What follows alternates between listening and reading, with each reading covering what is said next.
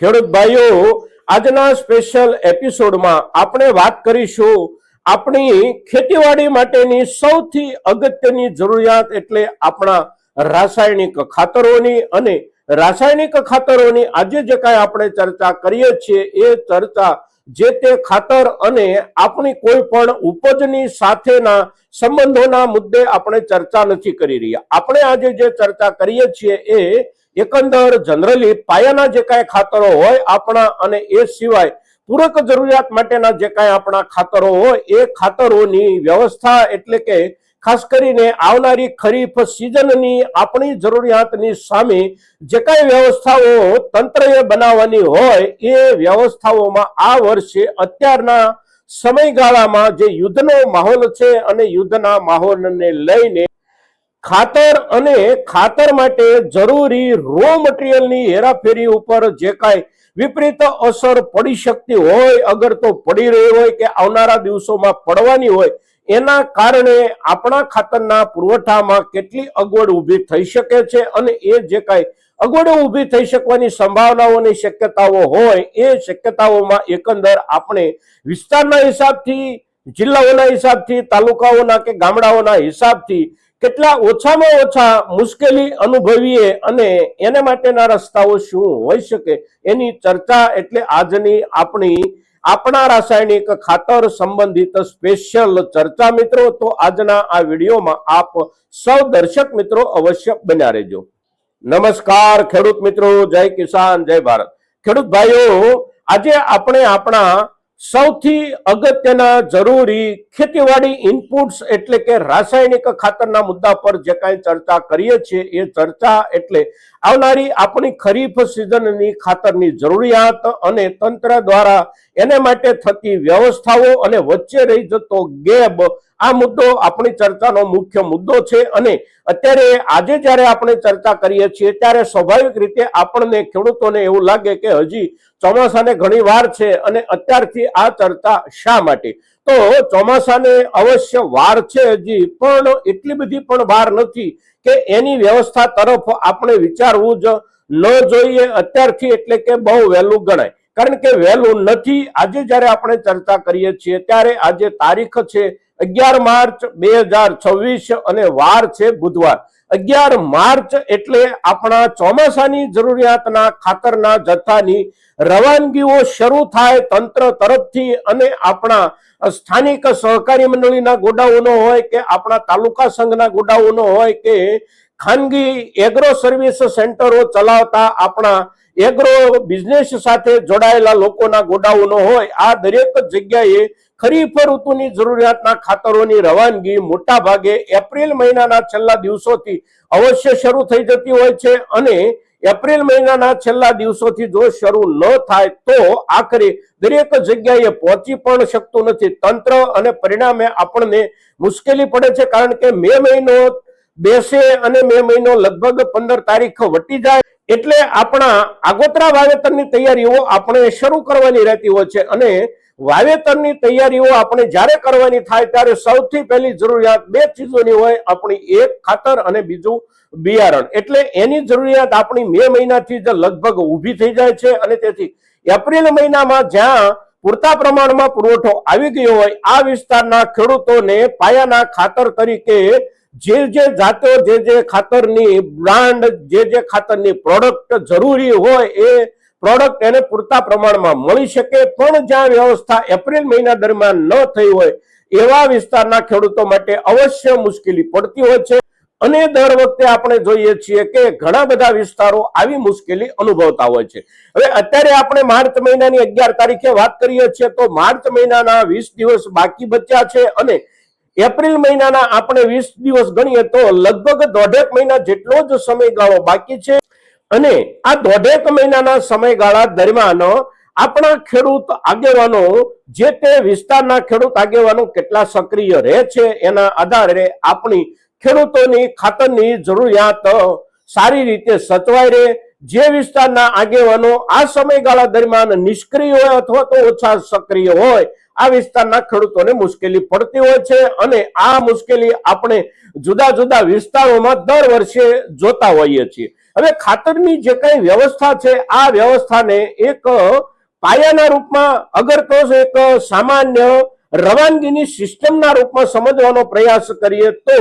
આપણા દેશની અંદર ખાતરની વ્યવસ્થા કેન્દ્ર સરકાર મારફત ચલાવવામાં આવે છે અને કેન્દ્ર સરકાર જે ખાતરની વ્યવસ્થા ચલાવે છે એ ખાતરની વ્યવસ્થા એટલે આપણા દેશની અંદર ખાતરના પ્રોડક્શન કરનારા જે કોઈ વિભાગો એટલે કે સરકારી વિભાગ હોય, પ્રાઇવેટ ઉદ્યોગપતિઓ દ્વારા ઉત્પાદિત થતું ખાતર હોય કે સહકારી વિભાગ હોય, આ દરેકે દરેક વિભાગ દ્વારા ખાતરનું જે કઈ ઉત્પાદન થાય એ તમામ ઉત્પાદન ઉપર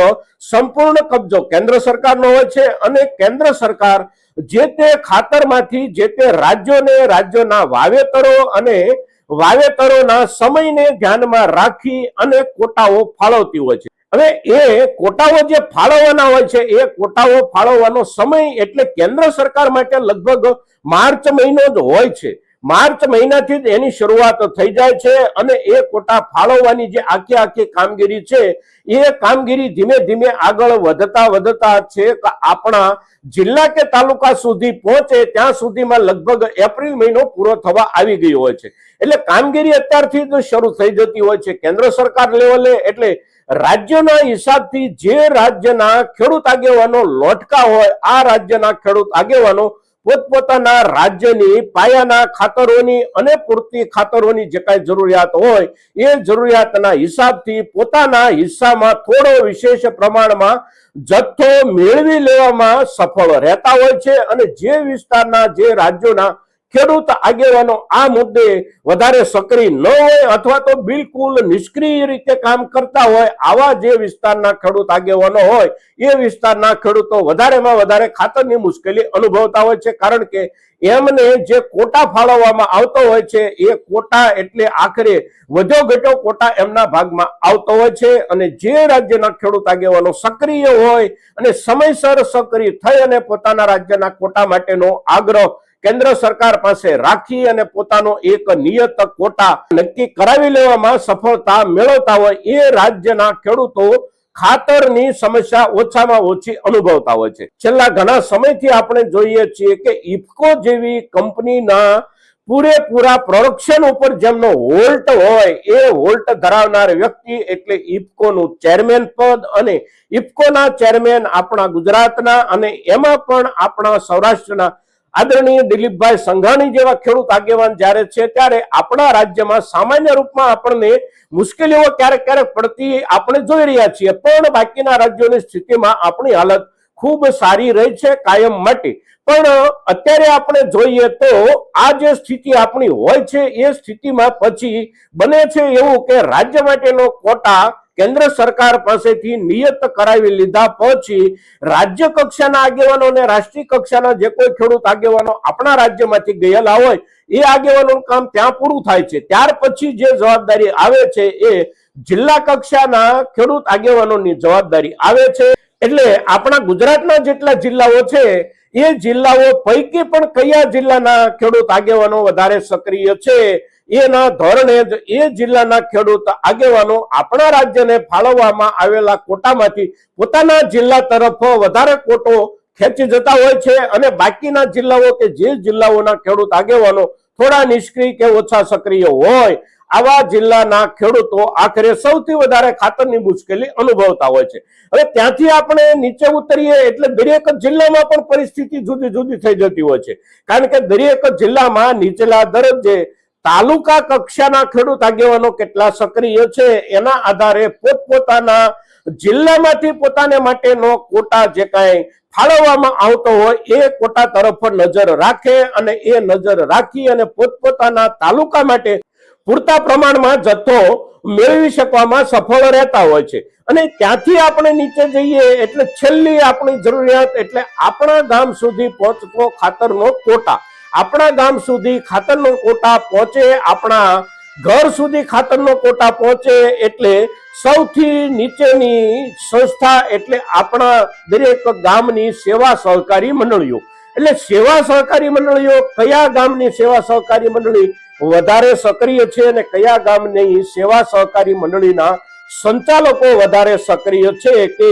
તાલુકા કક્ષાએ જિલ્લા કક્ષાએથી પોતાના હિસ્સાનો કોટા જે કાંઈ આવી શકે તેમ હોય તે કોટા પૈકી પણ મહત્તમ કોટા પોતાની સંસ્થાના ગોડાઉન સુધી સમયસર પહોંચાડી દે આવા ગામડાના ખેડૂતો સૌથી ઓછી મુશ્કેલી અનુભવતા હોય છે. એટલે આ જે આખું તંત્ર છે એ તંત્રમાં આખરે આપણે ખેડૂત તરીકે અત્યારથી જ જો થોડા સક્રિય થઈ જઈએ તો આપણી ખાતરની જે કાંઈ જરૂરિયાત હોય એ જરૂરિયાત આપણા ગામની સેવા સહકારી મંડળી કે આપણા તાલુકાના ખરીદ વેચાણ સંઘના ગોડાઉન સુધી થોડો વિશેષ પ્રમાણમાં જથ્થો પહોંચી શકે અને વિશેષ પ્રમાણમાં પહોંચતા જથ્થાના આધારે આપણી જરૂરિયાતમાંથી મોટા ભાગની જરૂરિયાત આપણી સચવાઈ શકે. હવે એના માટે આપણે ખેડૂતો તરીકે શું કરવાનું રહે છે? તો આપણે ખેડૂતો તરીકે આપણે મે મહિનામાં કે જૂન મહિનામાં ખાતર નહીં મળતું હોવાનો જે કાંઈ અવાજ કરતા હોઈએ, જે કાંઈ કકળાટ કરતા હોઈએ, એ આપણે જ્યારે કરીએ ત્યારે આપણા કોટામાં ક્યાંય વધઘટ થવાની સંભાવનાઓ પૂરી થઈ ગયેલી હોય છે અને તેથી આપણે એ કકળાટ સિવાય વિશેષ કશું નથી કરી શકતા. પણ એ સમયે આપણે કકળાટ ન કરવો પડે અને આપણી જરૂરિયાતમાંથી મોટા ભાગની આપણી જરૂરિયાત સચવાય રહે એટલા માટે અત્યારથી જ આપણે આપણા પોતપોતાના ગામના સેવા સહકારી મંડળીના સંચાલકોને ધીમે ધીમે 5-25 ખેડૂતો મારફત આ મુદ્દે સજાગ અને સાવચેત રહેવાની સાથે સક્રિય કરવાનો પણ પ્રયાસ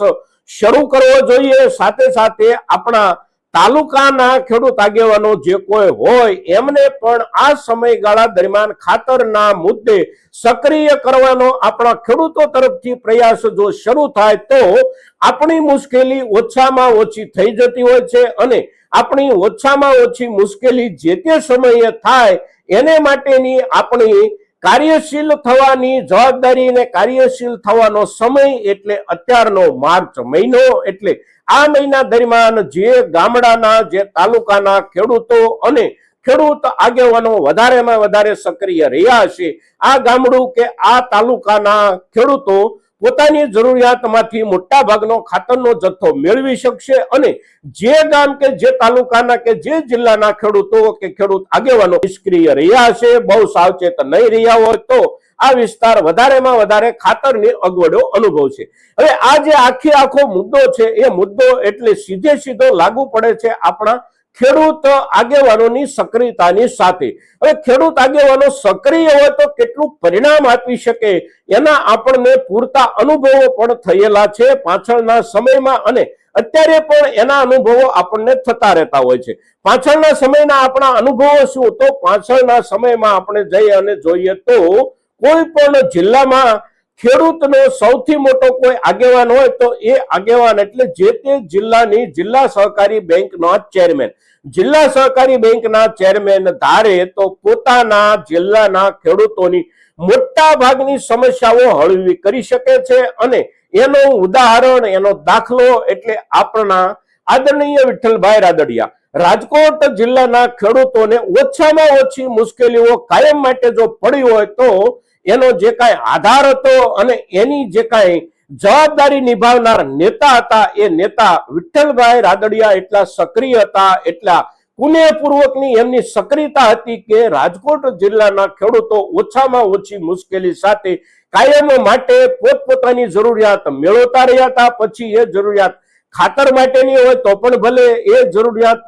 ખેતીવાડીને લગતા ધિરાણ માટેની હોય તો પણ ભલે અને એ જરૂરિયાત પાક વીમાને લગતી હોય તો પણ ભલે. આપણા આખા ગુજરાતમાં સૌથી વધારે લાભ પાક વીમાનો કોઈ જિલ્લાના ખેડૂતો પાછળના સમયગાળા દરમિયાન મેળવી શક્યા હોય તો એ જિલ્લો એટલે રાજકોટ જિલ્લો અને એ રાજકોટ જિલ્લાના ખેડૂતોને જે મહત્તમ લાભ મળ્યો હતો એનું કારણ હતું માત્ર ને માત્ર ત્યાંના ખેડૂત નેતા એટલે વિઠ્ઠલભાઈ રાદડિયાની સક્રિયતા, વિઠ્ઠલભાઈ રાદડિયાની કુનેહ અને વિઠ્ઠલભાઈ રાદડિયાની સમયસરતા, પ્રશ્નોને ઉકેલવા માટેની એમની કોઠાસૂઝ અને એના જ આધારે રાજકોટ જિલ્લાના મોટા ભાગના ખેડૂતો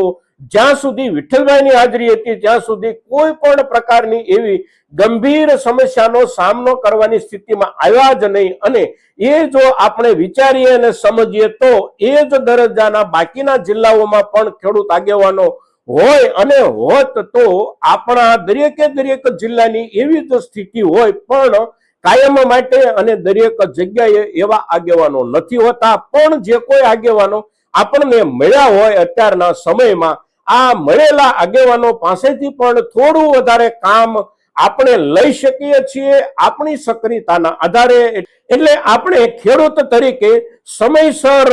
આ મુદ્દાઓ ઉપર વિચારીએ અને આપણી જરૂરિયાત જે કાંઈ છે એ જરૂરિયાત જે તે સમયે સચવાઈ રહે એટલા માટે અત્યારથી આપણા આગેવાનોને આપણે સક્રિય કરીશું તો ઓછામાં ઓછી મુશ્કેલી આપણે અનુભવીશું. અન્યથા આ સમય એવો છે કે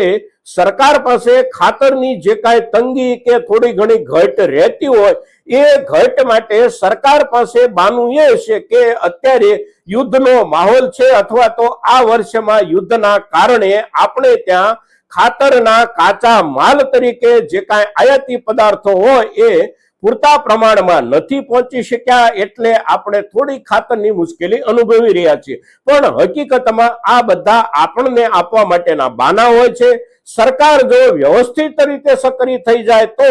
સરકારને કોઈ મુશ્કેલી એટલી બધી પડતી નથી હોતી કે દુનિયાના એકાદ ખૂણામાં ચોફાળવા જગ્યામાં કે સલાખાવા જગ્યામાં ક્યાંય કે વાંધા વચકા હાલતા હોય તો એના કારણે આપણા દેશની તમામે તમામ જરૂરિયાતોના પુરવઠા ખોરવાઈ જાય. પણ સરકારો પાસે આવા કોઈને કોઈ બાના હોય છે, એટલે આ વર્ષે સરકાર પાસે આ મોટામાં મોટું બાનું બની જશે. અને આ બાનું જ્યારે બની જાય ત્યારે આપણે પણ નાગરિકો તરીકે હા પાડી દેતા હોઈએ છીએ કે હા એ વાત સાચી છે, પણ એ હા પાડી દેવી પડે. આપણે એ એટલા માટે પાડી દેવી પડે છે કે આપણે આપણા દરજ્જે સક્રિય નથી અને આપણે આપણી આસપાસમાં જે આગેવાનો છે અને જે આગેવાનો પોતાને ખેડૂત આગેવાનો કહે છે અને ખેડૂત આગેવાનો તરીકે આપણા માન સન્માન મેળવે છે, આવા આગેવાનોને આપણે સક્રિય કરતા નથી. આપણે એમને સમયસર સક્રિય કરતા નથી, સાવચેત કરતા નથી અને પરિણામે આપણે ઘણી બધી અગવડો જે કાંઈ ભોગવતા હોઈએ છીએ એ અગવડો ન ભોગવવી પડે એટલા માટે આપણે અત્યારથી સાવચેત થવાની તૈયારી કરીએ, સક્રિય થવાની તૈયારી કરીએ અને આપણા આગેવાનોને આપણે સક્રિય કરીશું તો ઓછામાં ઓછી મુશ્કેલીથી આપણે જે તે સમયે આપણી પાયાના ખાતરોની અને વરસાદના સમય દરમિયાન આપણા પૂરતી ખાતરોની પણ આપણે વધારેમાં વધારે ઉપલબ્ધિ પ્રાપ્ત કરી શકીશું. મિત્રો, તો આજના દિવસે આપણા પાયાના ખાતરો અને આપણા પૂરતી ખાતરોના મુદ્દા સંબંધિત આપણે જે કાંઈ ચર્ચા કરીએ છીએ, આ ચર્ચા આપણા ખેડૂત સમુદાય માટે બહુ મહત્વની ચર્ચા છે અને તેથી મહત્તમ ખેડૂતો સુધી આપણી આ ચર્ચા પહોંચે એને માટે આપ સૌના સહયોગની અપેક્ષા સાથે જય કિસાન, જય ભારત.